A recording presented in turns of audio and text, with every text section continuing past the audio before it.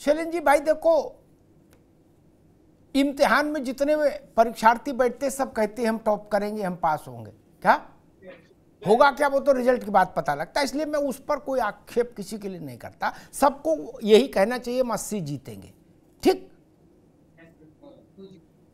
लेकिन आपको क्या उत्तर प्रदेश का राजनीतिक समीकरण देखने के बाद आपकी सामान्य राजनीतिक समझ अभी क्या कह रही है कि उत्तर प्रदेश का चुनावी परिदृश्य क्या रह सकता है लोकसभा में?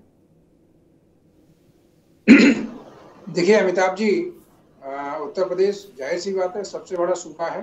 अगर मैं सीटों की संख्या की बात करूं, 543 में 80 सीटें काउंटेबल होती हैं। और अगर एक आध बात छोड़ दें तो हमेशा उत्तर प्रदेश ने ही जो है निर्णायक भूमिका निभाई है देश के प्रधानमंत्री के चुनाव में। हाँ, 2014 और 2014 में जो भाजपा की सबसे अच्छी परफॉर्मेंस थी, और 2019 में देश में सबसे बड़ा गठबंधन राजनीतिक तौर पर अगर बात की जाए तो सपा, बसपा, आरएलडी और अघोषित रूप से कांग्रेस भी। कांग्रेस जहां पर कमजोर थी तो उन सीटों पर जो है अघोषित रूप से जो इस गठबंधन को ही सहयोग कर रही थी।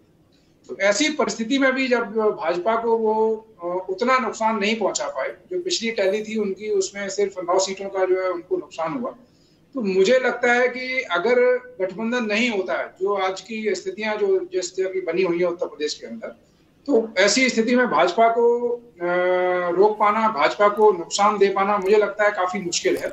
ये सभी राजनीतिक दल दावे करते हैं कि हाँ जी हम 80 के 80 जीतेंगे। वो तो अभी आपको देखने को मिलेगा जो है जो छोटे छोटे दल हैं वो भी कहेंगे कि हम भी 80 के 80 जीतेंगे। वो तो कहने में तो कोई गुरेज नहीं है, सबको कहना चाहिए। ठीक शैलेंद्र भाई, तो ये है इस बात में कोई संदेह नहीं और कोई विवाद भी नहीं कर सकता चाह कर भी कि भाई हिंदुस्तान में सबसे बड़ा जातीय, सामाजिक और मजहबी तीनों एंगलों का सबसे बड़ा गठबंधन अगर देश की धरती पर कोई हो सकता था तो वो सपा और बसपा का था, ठीक।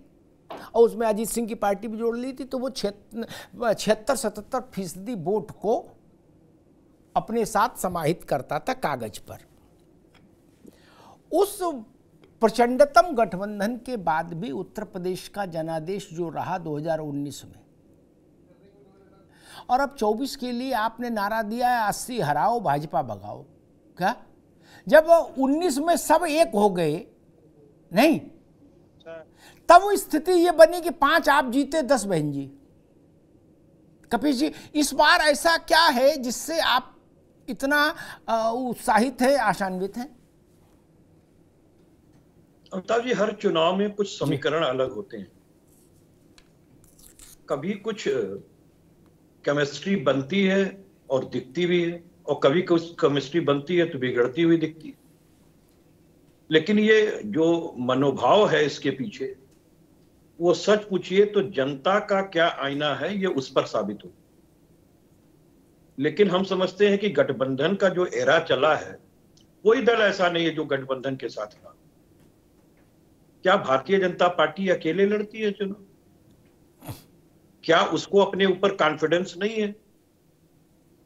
क्या मोदी जी को यह लगता है, योगी जी को यह लगता है कि बिना गठबंधन किए उनकी पार्टी किसी भी जगह पर सत्ता में नहीं आ सकती? लेकिन करती है ना।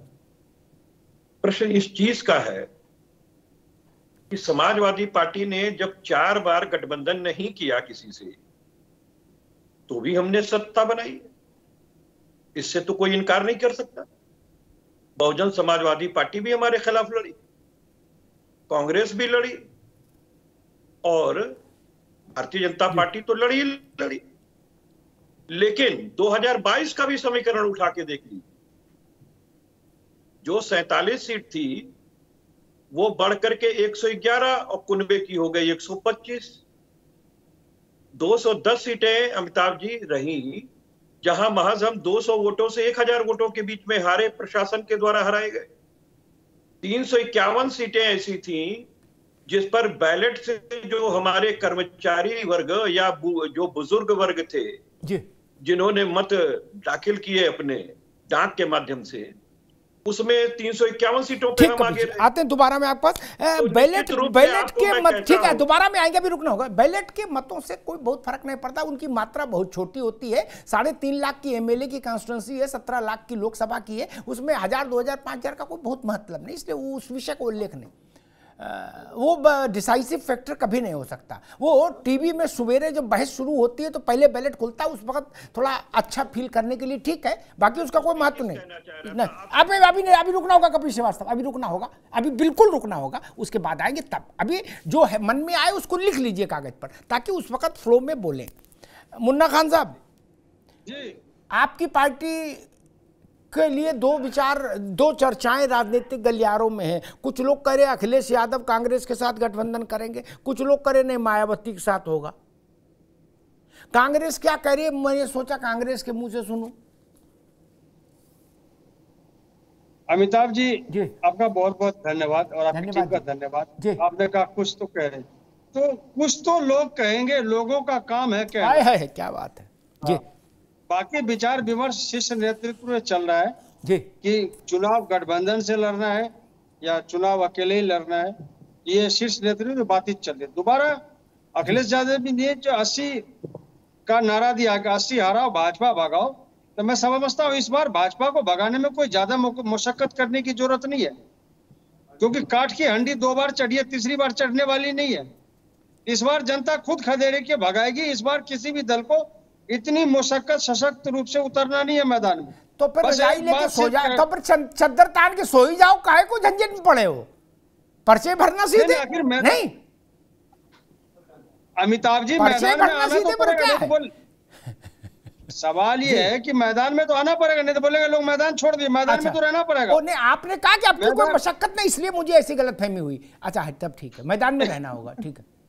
नहीं, इस बार उत्तर प्रदेश ही नहीं जी, ठीक, पूरे प्रदेश से, देश में, पूरे राज्य से भाजपा सफाया होने जा रही है जी, ठीक, क्योंकि जितने झूठ 9 साल के दौरान बोले गए देश के अंदर। आगे बात आपने एक ही बात में कह दी, सब सफाया हो रहा, कोई मेहनत करने की जरूरत नहीं। मैं तो सलाह दी, आप भी और कपिल जी भी, दोनों लोग चद्दर तानो, एसी चलाओ, सो जाओ। कहां संघर्ष कर रहे हो? मई में उठना जब जीत जाओ, और उस राष्ट्रपति बुलाए कि आ जाओ भाई शपथ लो, तब उठना। अभी काय को उठ के काय को परिश्रम करोगे? जब राष्ट्रपति बुलाए द्रौपदी मुर्मू कि भाई कहाँ हो मुन्ना खान साहब, आओ, आपको शपथ लेनी तो जाना, तब तक आनंद लो। खैर, भारत के लोकतंत्र की सबसे बड़ी खूबी मालूम क्या है? जो मुन्ना खान साहब ने वक्तव्य दिया जिस हौसले के साथ, वो हौसला भारत के लोकतंत्र की खूबी है। मैं उनकी बात से सहमत नहीं, और वो भी अपनी बात से सहमत नहीं होंगे अंदर से। कपिल बाबू भी सहमत नहीं होगा, कोई भी सहमत नहीं होगा जो भी सुनेगा, लेकिन टीवी पे अपनी अपनी पोजीशन लेंगे, लेकिन सहमत कोई नहीं होगा, ठीक। लेकिन भारत का लोकतंत्र साहस देता है, अखिलेश यादव को भी साहस देता है कि 80 हटाओ हराओ। वो भी जानते हैं कि ऐसा संभव नहीं, लड़ाई इस पर करनी कि हम 5 में ऐसा ना हो 3 हो जाए, या 5 की 10 हो जाए, ठीक। कांग्रेस जानती है कि भाई अब सपा या बसपा किसी का हाथ नहीं पकड़ा तो फिर सीट जीतना ही मुश्किल। कहा जा रहा खड़गे जी रायबरेली से आज गए तब पूरे हिमालय हिल जाएगा। रायबरेली में तो खड़गे जी को कौन जान रहा है? जब अमेठी से राहुल गांधी को हरा दिया प्रदेश ने, तो आप बता रहे हो खड़गे जी आ जाएंगे? मतलब खड़गे जी को जान रहा है? एटा इटावा मैनपुरी जसराना खिमसेपुर बकेवर पटरौना कुशीनगर, कौन जान रहा खड़गे जी? उनकी फोटो नहीं देखी लोगों ने। लेकिन कांग्रेस ने कहा कि नहीं, अब ये सोच लो अगर खड़गे आ गए तो मोदी के लेने के देने पड़ जाएंगे। किसी ने कहा, मैंने कहा भैया किस दुनिया में रहते हो? राहुल गांधी से बड़े नेता हैं खड़गे जी? नहीं ना। उनने यूपी छोड़ दी कि नहीं छोड़ दी? छोड़ दी। फिर मुन्ना खान ने, अभी नहीं, मुन्ना खान साहब को याद हो न हो, पहले 3 इलाके गांधी पट्टी कहे जाते थे। कपिल बाबू आप भी सुन लो, क्योंकि आपका भी पता नहीं अलायंस हो जाए तो डिफेंड करना होगा। रायबरेली, अमेठी और सुल्तानपुर भी। सुल्तानपुर कब गांधी पट्टी से बाहर निकल गया, वहां आपका कोई झंडे बैनर नहीं रहा क्या? आपको पता ही नहीं लगा? अमेठी निकल गया, अब रायबरेली बचा है। वहां से खड़गे को लड़ा दो और चाहे रामलाल को लड़ाओ। बड़ा संकट है खैर उत्तर प्रदेश में। आलोक वर्मा जी, आप कह रहे हो मिशन 80, सपा कह रही है कि भाई 80 हराओ, भाजपा भगाओ, कैसे मामला बनेगा? 80 से नीचे कोई बात ही नहीं कर रहा। अभी तो बहन जी नहीं बोली, वो भी 80 बोलेंगी, प्रियंका जी आएंगी वो भी 80 बोलेंगी। आलोक जी। अमिताभ भाई, पिछले एक दशक में आप देख रहे हैं 2014 से लगातार आप उत्तर प्रदेश में तो हर तरीके के समीकरण यहाँ बनाने की कोशिश हुई और उससे नतीजे हासिल करने का भी प्रयास हुआ। 2017 आपको याद होगा जब कांग्रेस और समाजवादी पार्टी एक साथ आए, क्या नतीजा निकला आप अच्छी तरीके से जानते हैं।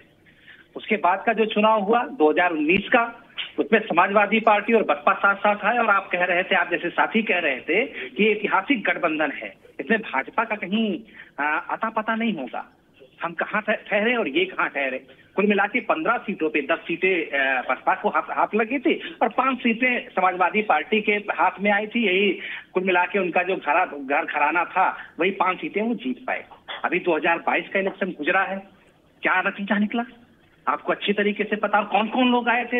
अखिलेश यादव जी कह रहे थे बड़ी पार्टियों के साथ रास्ता नहीं बनता, छोटी पार्टियों को साथ लेकर के आगे चलेंगे। नतीजा क्या निकला? एक बार फिर से योगी आदित्यनाथ जी उत्तर प्रदेश के मुख्यमंत्री बने।